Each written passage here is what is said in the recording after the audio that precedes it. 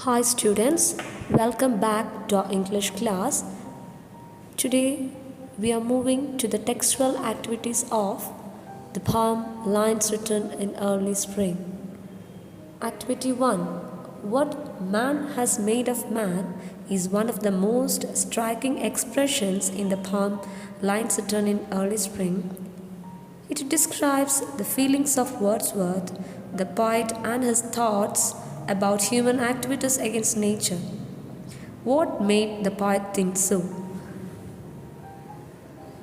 It is the Wordsworth's thoughts about the human world. Man does not understand the link between man and nature. Man is not in harmony with nature. Man does not realize that all other things in nature are happy while man is unhappy. This made the poet think so. Write the answers in your textbook. Activity 2. William Wordsworth's poem, Lines Written in Early Spring, is appealing to the readers because of its poetic devices. Fill in the boxes with suitable examples from the poem. Let's see the poetic devices in the poem.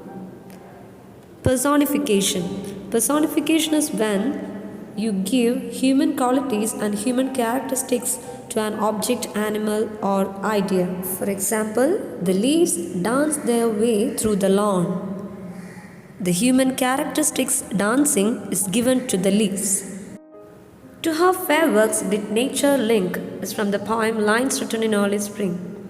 Here, the poet personifies the nature by giving the godlike abilities.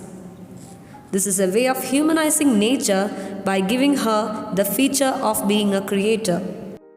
Another example, enjoys the air it breathes. Here, the poet personifies the flower.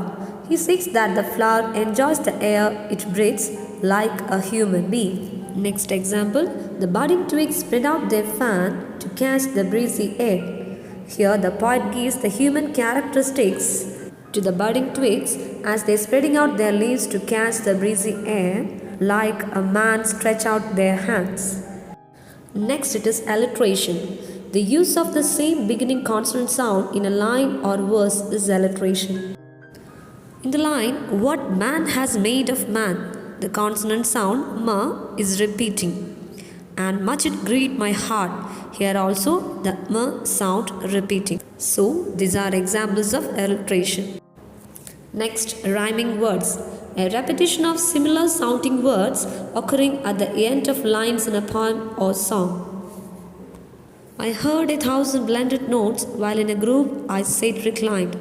In that sweet mood when pleasant thoughts bring sad thoughts to the mind. The rhyming words in these lines are notes, thoughts, reclined, mind. Find out the other rhyming words from the poem. Okay. Next it is a rhyme scheme. The rhyming pattern that is created at the end of lines of poetry. Rhyme scheme of the poem is ABAB. Next one is imagery. The poetic language that describes something that can be seen, heard, touched, tasted and smelt. Then the reader can imagine the scene described. First one is visual. It describes what we can see. The example is the birds around me hoped and played. From this line, we can visualize the birds hoped and played around the poet. Next, it is auditory image.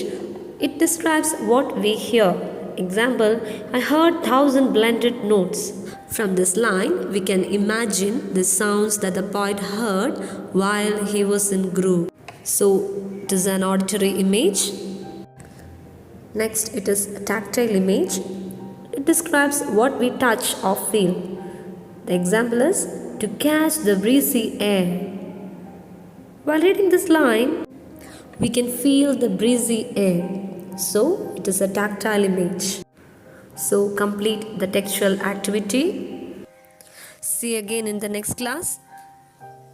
Thank you.